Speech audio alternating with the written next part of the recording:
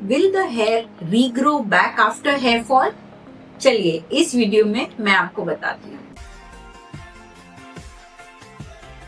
Hair regrowth after hair fall depends upon what is the type and the cause of the hair fall.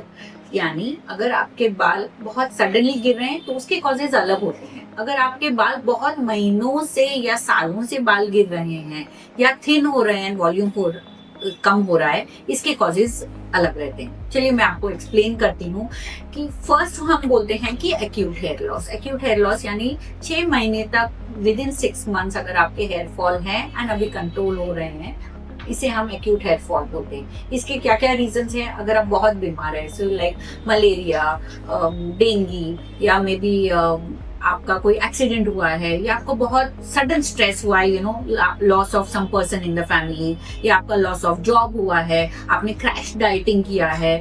So all of these reasons, हाँ, एक post pregnancy या post delivery hair fall, ये भी इसी category में आते हैं।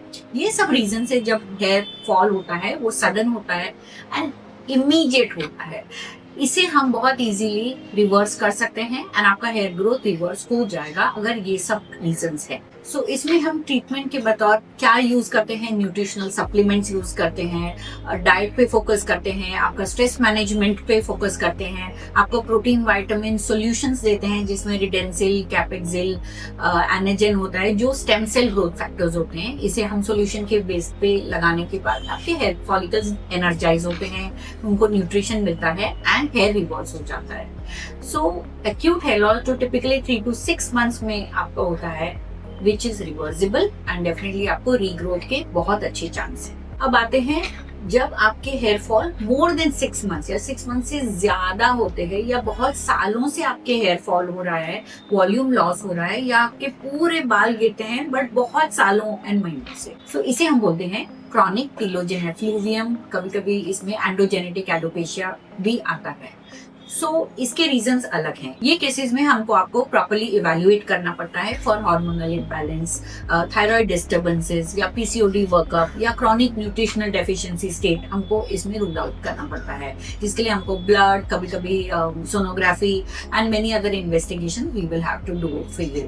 सो once we diagnose what is the reason, we treat them. तो आपका पीसीओडी ट्रीट होता है, थायराइड ट्रीट होता है, न्यूट्रिशनल डेफिशिएंसी होगी तो उसके लिए भी हमें आपको सप्लीमेंट्स देने पड़ते हैं। टिपिकली फॉर वॉल्यूम लॉस, या जिसे हम एंडोजेनेटिक एलोपेशिया, हेयर थिनिंग बोलते हैं, इसके लिए हम मिनॉक्सिडिल देते हैं, फिनास्टेराइड देते हैं, many other drugs which are available along with the treatments, जैसे पीआरपी है, लो लाइट थेरेपी है, जीएफसी है एंड मीजोथेरेपी है। इनसे आपके hair regrowth in early stages, early intervention से हम आपको रीग्रोथ दे सकते हैं। ऑफ कोर्स बहुत बॉल्डिंग हो गया है या बहुत सालों से हेयर थिनिंग एंड बॉल्डिंग अगर हाई ग्रेड का है, so that sometimes becomes difficult to reverse.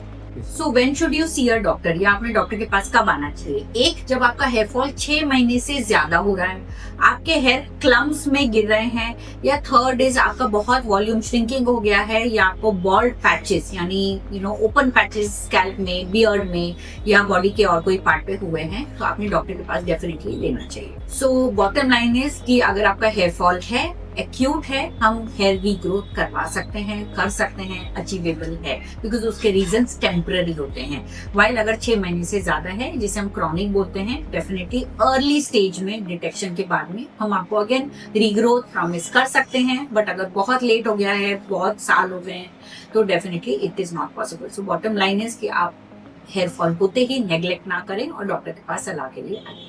So for all your hair problem issues, do like, share and subscribe to my channel because we'll be giving you solutions for all your daily needs.